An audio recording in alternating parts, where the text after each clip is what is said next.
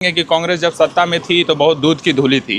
सत्ता में आने के बाद सब रोटी सेकते हैं। नितिन गडकरी का आप काम देख लीजिए। हम नेता क्यों चुनते हैं? काम के लिए। नितिन विचारधारा किसी से मिले या ना मिले, लेकिन कभी अपनी ज़िंदगी में विचारधारा से समझौता नहीं करना चाहिए। ये बहुत अच्छी बात कही है आपने। अच्छे बुरे दिन आते रहते हैं, सर और किरदार हमेशा ऊंची रखे। हेलो एवरीवन, क्या हाल चाल है? सब बढ़िया। तो ये एक छोटा सा वीडियो जो मैंने अपने दोस्त के रिक्वेस्ट पे बनाई है, और अपने दोस्त से मैं बात करने वाला हूँ कुछ पॉलिटिक्स के बारे में। उसे पॉलिटिक्स पे बहुत इंटरेस्ट है, और आजकल हमारे देश में पॉलिटिक्स तो जान ही रहे हो यार, कैसी कैसी चल रही है। चूँकि मैंने वादा किया था कि मैं पॉलिटिक्स पे वीडियो नहीं बनाऊँगा, बट मैं चाहता हूँ कि मेरा दोस्त एक छोटा सा इंटरव्यू दे। उसकी क्या थॉट है अपने पॉलिटिक्स को लेकर, वो किस तरह से सोचता है, अभी की पॉलिटिक्स को लेकर कैसे सोचता है, अभी की प्रेजेंट गवर्नमेंट को कैसे सोचता है, और वो उसकी एक्सपेक्टेशन क्या है, क्या होना चाहिए हमारे कंट्री में, क्यों हमारी कंट्री पीछे हो रही है, या हमारी कंट्री को और कैसे डेवलप करना चाहिए, या किस तरह का डेवलपमेंट हमारे पिछले 70 सालों में, पूरे के पूरे 70 साल 80 साल में हमारी कंट्री में हुआ।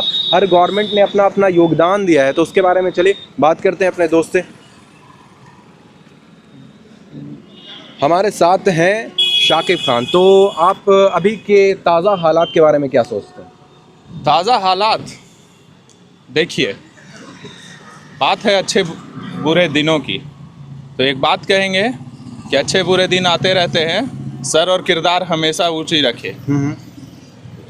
और बात रहा पॉलिटिक्स का, तो देखिए इस देश में दो विंग है, राइट विंग और लेफ्ट विंग। राइट विंग के लोग सत्ता से खुश हैं, लेफ्ट विंग के लोग सत्ता से नाराज, और यही पॉलिटिक्स है। एक पार्टी खुश, एक पार्टी नाराज।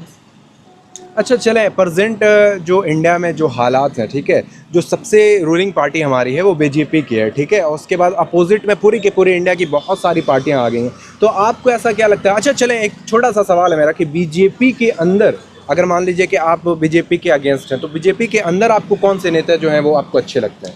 नितिन गडकरी। और अगर आप कांग्रेस के अगेंस्ट है, तो कांग्रेस के अंदर आपको कौन से नेता अच्छे लगते हैं? राहुल गांधी। अच्छा, राहुल गांधी क्यों अच्छे लगते हैं? देखिए, अच्छे लगने का तो बहुत सा कारण है। उनकी विचारधारा, उनकी आइडियोलॉजी। देखिए, देश में सत्ता पार्टी कुछ भी कर सकती है। ऐसा नहीं है ये कहेंगे कि कांग्रेस जब सत्ता में थी तो बहुत दूध की धूली थी। सत्ता में आने के बाद सब रोटी सेकते हैं, जैसा कि हम जानते हैं। लेकिन तो पूरी बात पूरी पब्लिक जानती है। लेकिन हम डेमोक्रेटिक कंट्री में रहते हैं। मेरा मानना ये है कि आप हमेशा विपक्ष को सपोर्ट कीजिए, हमेशा सिंगल क्रॉस क्वेश्चन हम करना चाहते हैं। मान लीजिए कि बीजेपी अगेंस्ट पार्टी हो जाती है, सत्ता से बाहर हो जाती है, और वो अपोजिशन में चली जाती है, तो क्या आप बीजेपी को सपोर्ट करेंगे? हम बिल्कुल चाहेंगे कि 5 साल बाद बीजेपी सत्ता में आ जाए, क्योंकि एक ही पार्टी को बार बार रूल करना देश को कमज़ोर बनाता है। इस हिसाब से तो कांग्रेस ने तो 70 साल रूल किया। हाँ, अगर जब लोगों ने उन्हें बहुमत दी तो उन्होंने राज किया, लेकिन तो उन्हें भी तो चाहिए था कि 5 साल 8 साल में लोगों को चाहिए था कि चेंज कर देना। हाँ, हम इस बात पे अभी भी अपना बात यही बोल रहे हैं कि कर देना चाहिए था। पब्लिक नहीं कर रही है क्योंकि उन्हें उसका काम अच्छा लगा, लेकिन मेरा मानना ये है कि डेमोक्रेसी में सिंगल पार्टी को रूल नहीं करना चाहिए।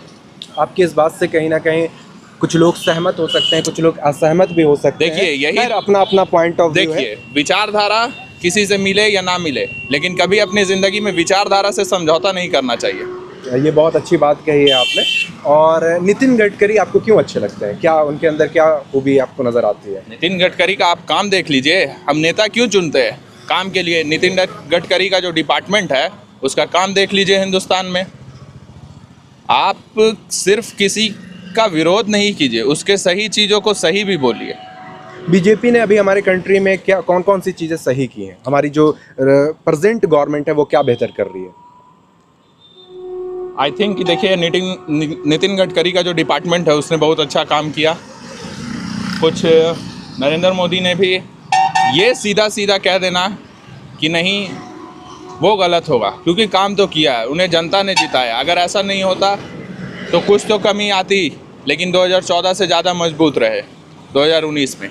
काम तो हुआ है। आपको लगता है कि अगर 10 साल अगर इसको बीजेपी को मिला है, तो अब राहुल गांधी के हाथ में हमारे देश को सौंपना चाहिए? क्या वो बेहतर और बेहतर कर सकते हैं? देखिए, बेहतर कर सकते हैं कि नहीं ये तो उनके कार्यकाल के बाद ही पता चलेगा, लेकिन हाँ ये हम ज़रूर मानते हैं कि अब उनको मौका देना चाहिए। बहुत बहुत थैंक यू, बहुत अच्छा लगा इनसे बात करके और इनकी सोच भी बहुत अच्छी है। कहीं ना कहीं मैं पर्सनली तौर पे एज अ फ्रेंड अगर कह लिया जाए तब भी मैं इनके बात से बहुत सहमत होता हूँ कि अगर डेमोक्रेसी है तो हमेशा गवर्नमेंट को चेंज करना चाहिए, किसी एक गवर्नमेंट के फेवर में परमानेंट नहीं रहना चाहिए। अगर आपने कांग्रेस को 70 साल दिया, फिर बीजेपी को भी आपने देकर देख लिया है, तो अब धीरे धीरे आप चेंजेस की तरफ जाइए और फिर दोबारा से किसी और पार्टी को रूल करने की कोशिश कीजिए, उसको वोट दीजिए और वोट हर किसी को देना चाहिए। Thank you so much.